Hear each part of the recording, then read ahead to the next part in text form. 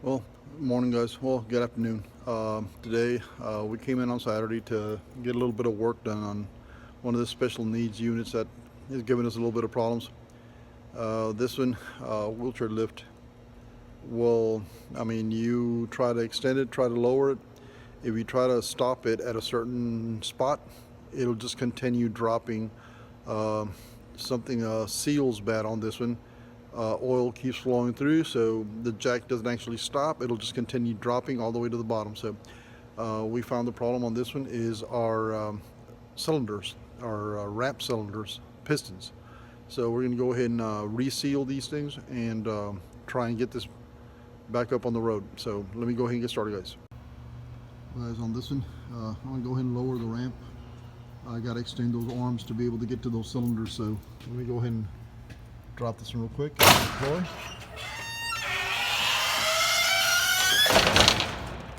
And if you, well, guys, today we're gonna go ahead and reseal one of these wheelchair lift cylinders. It's this piston right here.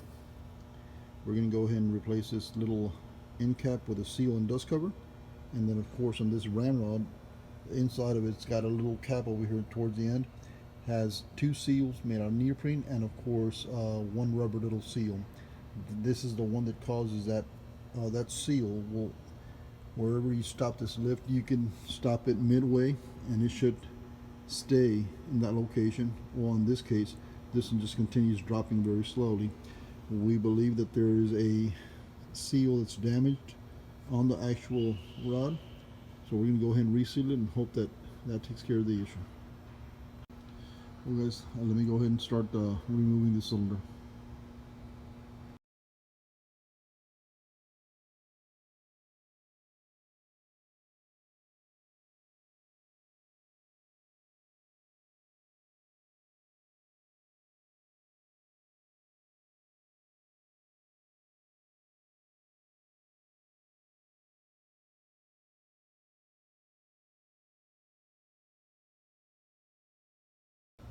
Well, guys, on this one, you're supposed to use a spanner wrench to take these apart, but for some reason these suckers, when they come in from the dealer, they use that blue Loctite on them, so they're real tough to get.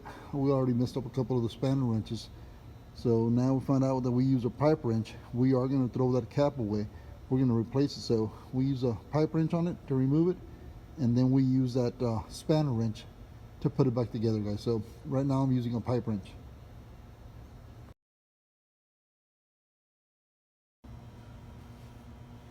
Well, guys, this is actual push rod on that cylinder. Yeah, we used a pipe wrench on it, so the pipe wrench messes it up quite a bit, but as you can see, these guys use Loctite on there. These are on there very, very tight, so we use a pipe wrench to get them off. Of course, we're going to be removing this one. We're going to use a spanner wrench. There's a little hole for the spanner. Here's the other one to put it back together. We're not going to use Loctite on this one, and these are the two seals. I mean, this one here is split. That's the way they are. That's the way they come. When you force it in there, it'll seal up, and this is the one that's made out of hard rubber. So we're going to go ahead and again, we use a special wrench to remove this one. We're going to use a pipe wrench at first to get it off, but to put it back on, we are going to use spanner wrench to put these back on. So we're going to replace this little dust cover seal, and we're going to remove this little the end of the cylinder, which is the one that actually, this is where the pressure is to actually make it extend or retract. Well, guys, we got it set up on a vise. No, we don't clamp the vise on the actual tube or the push rod. We clamp it, we vise it down on that little bushing little apparatus right there. We don't want to mark any part of this tube with a vise. So guys, this is the kit we ordered from RICON. This is a RICON lift, so basically send you a set of instructions. There's a little diagram on the cylinder.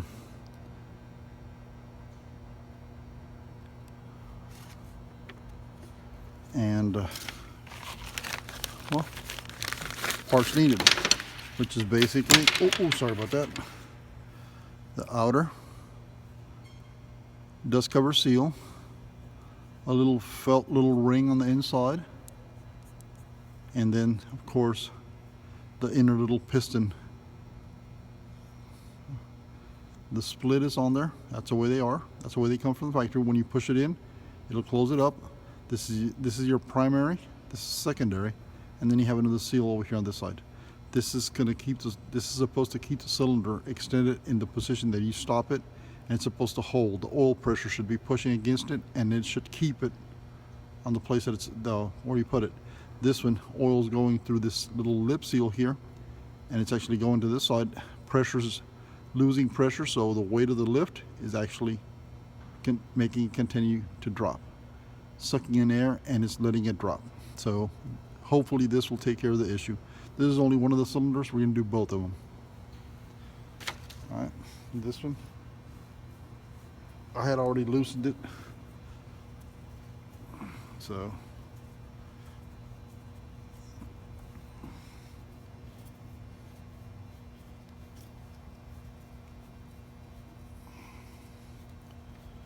pull this off. There's the old one, and then we pulled this one completely off. These are garbage, they're trash. And let's just look at this one real quick. It's gonna be very hard. I mean, we never find the actual fault on them. I mean, it's not a big tear or nothing like that. I'm assuming that this one shrinks and starts allowing air or oil to escape. Well, I don't see any actual damage. I can't see it with my eyes, but we're going to assume that this is a faulty part, and we're going to go ahead and replace it, and hopefully this takes care of the issue. So wipe this down real quick. It's not dirty or nothing. It's not marred, scored, or scratched. Kind of just get some of that oily cap.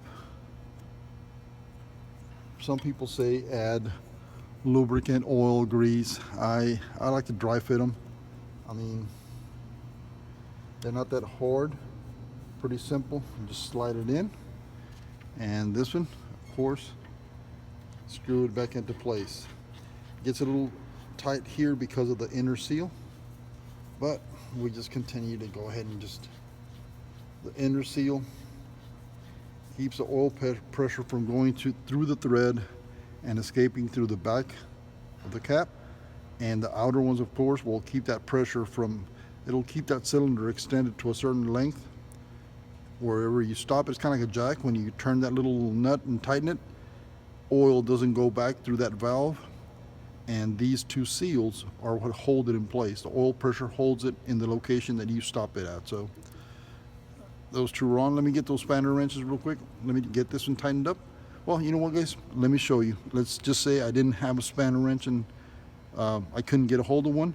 So the way I would do it, let me get the tools and let me show you how I would do it without a spanner wrench. Well, guys, if I didn't have a spanner wrench, I'd use a round point chisel, put it inside that little hole, and basically, well, get this hand tight as far as you can.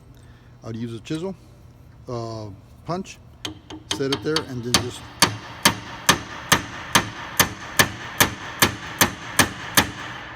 there you go. We just tightened it up. So let's go ahead and take this over to the lift, reinstall it, and get this sucker back up, and hopefully that takes care of our issue. Okay, guys?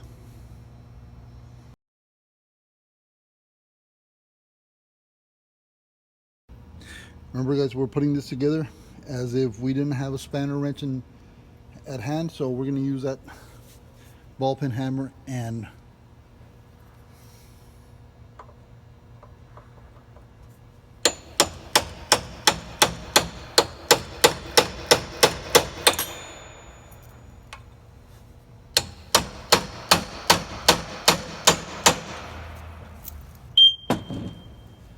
there we go, guys. back in place. All we gotta do is put it back together and get to the other side. So let me go ahead and put it back together.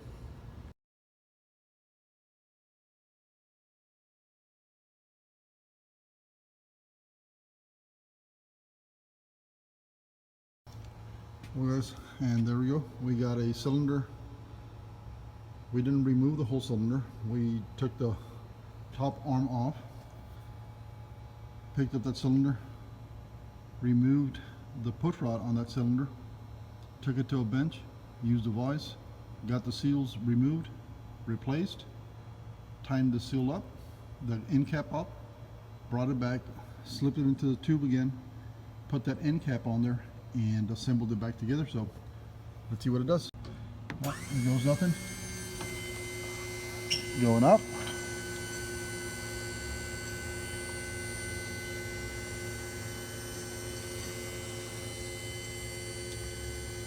We'll stop it there.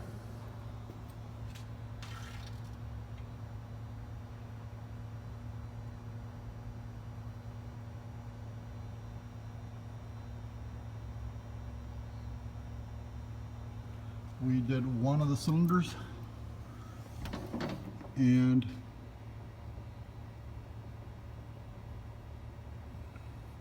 the lift's still dropping very, very slowly, so I'm going to go ahead and do this side. I'm going to get both of them done because one made it better, but it didn't fix it. So I do see it change a lot slower on going down. So let me go ahead and get this other cylinder off, do the same thing to it, and that should stop the drop. It should be done. That'll make it fix. So let me go ahead and get the other one now.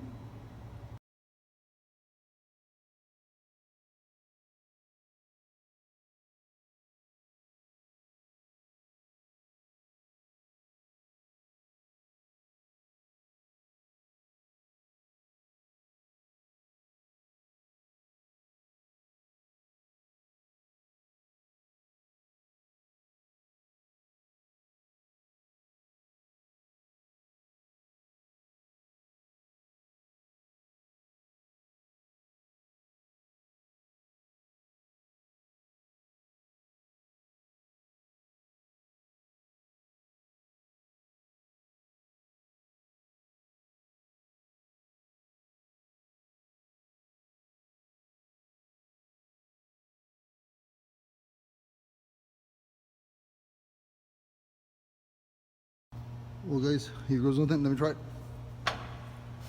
It's going up.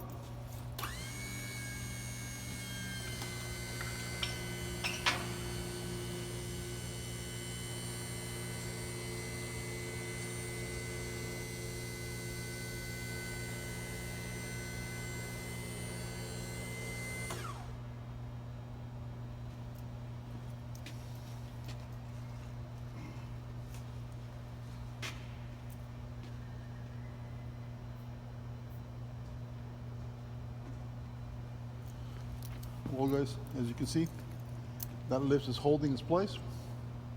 It's not moving at all. I mean, consider this is done. I guess it's fixed. Let me show you guys the last seal that I removed. Now the first cylinder we did, the seal looked to be intact. Well, let me go ahead and take you out to the bench and show you the second seal. Well guys, these are the two outer caps. I mean, they're a little dirty, yeah. I mean, you can see that they had a little bit of Loctite on them. That's why I had to use a pipe wrench to remove them. That's why I messed them up quite a bit. But these were okay. The pistons were not leaking towards the outside. They weren't making a mess. The leak was internal. That's why the lift was dropping. And as you can see guys, this is the first one we removed. I mean, the seal seems to be intact. That little split, that's normal, that's the way they are. I'm talking about this little navy blue one or blue green one. To me it looks to be fine, it's intact. This one is the one we removed from the first cylinder. This is the one we took off of the second cylinder. Guys, look at that. Look at that guys. It's all somewhat chewed up, and look at that right there. This here was the cause of that wheelchair lift not holding its place and actually dropping or always wanting to lower. As soon as we got this little new cup in there, the seal is intact. That sucker seemed, I mean, it's still holding. So I lifted it a little while ago. I'm gonna say like maybe 5 minutes ago. Left it, and look at that, guys, still holding its place. So I'm gonna consider this one done. I'm gonna go ahead and end the video here, and well, appreciate you guys watching. Well, guys, we're all done. Let me just go ahead and close up that lift, and well, let me go ahead and close it up.